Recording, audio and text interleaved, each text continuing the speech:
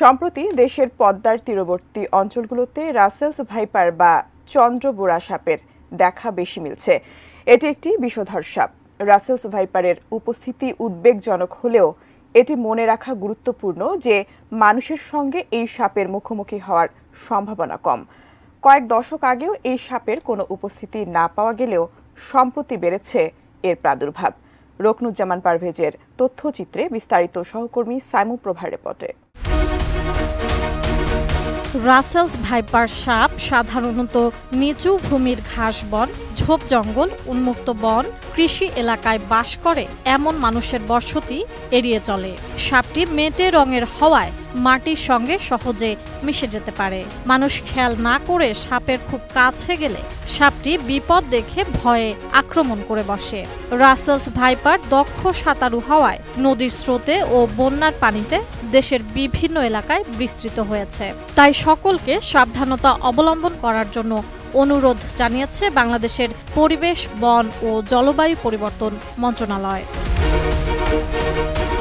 দেশের শরীয়তপুরে পদ্মা বেষ্টিত চরাঞ্চল সখীপুরের কাঁচি কাটায় বাড়ছে রাসেল ভাইপার সাপের আতঙ্ক।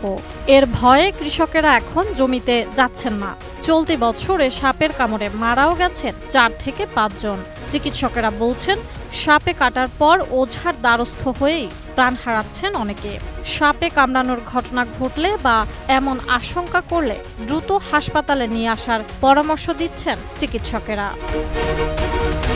শরীয়তপুরের ভেদরগঞ্জ উপজেলার সখীপুরে কাঁচিকাটা ও বিভিন্ন স্থানে রাসেল ভাইপার বা চন্দ্রবোরা সাপের উপদ্রব বেড়েছে। এতে সখীপুর সহ শরীয়তপুরের সর্বস্তরের মানুষের ভেতর আতঙ্কের সৃষ্টি হয়েছে।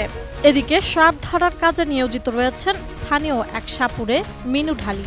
নিজের কলা কৌশলে সাপের গর্ত খুঁড়ে বের করে নিয়ে আসছেন সাপ। গত বুধবার সখীপুরের মাতবরকান্দি এলাকায় ধরা পড়ে একটি সাপ।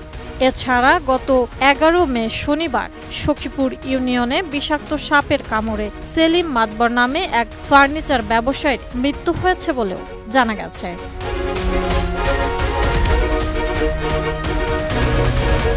বিশ্বমানের থার্মিক্স রড, সালাম স্টিল থার্মিক্স, দেশের একমাত্র থার্মিক্স রড। ভেদরগঞ্জ উপজেলা স্বাস্থ্য ও পরিবার পরিকল্পনা কর্মকর্তা ডাক্তার সুমন কুমার পোদ্দার বলেন, হাসপাতালে পর্যাপ্ত অ্যান্টিভেনম রয়েছে, তাই সাপে কাটার সঙ্গে সঙ্গে ওই ব্যক্তিকে হাসপাতালে আনার পরামর্শ দেন তিনি। গত 3 দিনে প্রায় 12 জন রোগী ভর্তি হয়েছে ভেদরগঞ্জ উপজেলা হেলথ কমপ্লেক্সে এবং আমরা সেটা সাকসেসফুলি ট্রিটমেন্ট দিয়েছি এবং তারা সুস্থ হয়ে বাড়ি ফিরেছে। সুতরাং সবাইকে বলবো সাপে কামড়ে আতঙ্কিত না হয়ে কোনো ওঝা বা ফকিরের কাছে না গিয়ে সরাসরি হসপিটালে চলে আসা, কারণ বিষাক্ত সাপে কামড় দিলে ভ্যাকসিন না দিতে পারলে নিশ্চিত মৃত্যু। শরীয়তপুর 2 আসনের সংসদ সদস্য ও সাবেক পানি সম্পদ উপমন্ত্রী AKM এনামুল হক শামীম বলেন, গত কয়েকদিন যাবৎ সাপের উপদ্রব বেড়ে যাওয়া এবং বিষাক্ত সাপের কামড়ে 2 জনের মৃত্যুর কারণে সাপে কাটা রোগী চিকিৎসার জন্য অ্যান্টিভেনম ইনজেকশন সরবরাহ করা হয়েছে।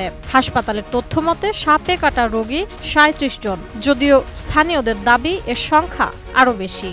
ভেদরগঞ্জে শরীয়তপুরে প্রত্যেকটা জায়গায় ভ্যাকসিনের প্রয়োজন। আমরা ইমিডিয়েটলি ভ্যাকসিন চাই, কারণ আমাদের এখানে অনেক সাপের উত্তাপ বাইরে গেছে। আমার আব্বুকে সাপে কামড় দিছে, আমার আব্বু এখন আল্লাহ কাছে। আমরা অনেকই আতঙ্কের ভিত্তি, এটা ওই ভালো ভালো ওরা একটু দেখে ধরতে হইব সাপগুলা, না হলে তো সমস্যা। ফোন দিলি তোর ঘরে আয়া পরে, হ্যাঁ আয়া ধরিয়া নেয়, আবার ওই বাড়িতেও ধরিয়া নেয় একজনের সাপটুক। ভেদরগঞ্জ উপজেলার এই যে 9টি ইউনিয়ন, এই ইউনিয়নগুলোতে সাপের উপদ্রব একটু বেশি এবং সাপে কাটা রোগীদের জন্য প্রথমত হলো আমাদের চেষ্টা করতে হবে যে সাপে যেন আমাদেরকে না কাটে। তারপরেও কোনো কারণে যদি দুর্ঘটনা ঘটেই তাৎক্ষণিকভাবে যেন আমরা তাদেরকে চিকিৎসার ব্যবস্থা করতে পারি।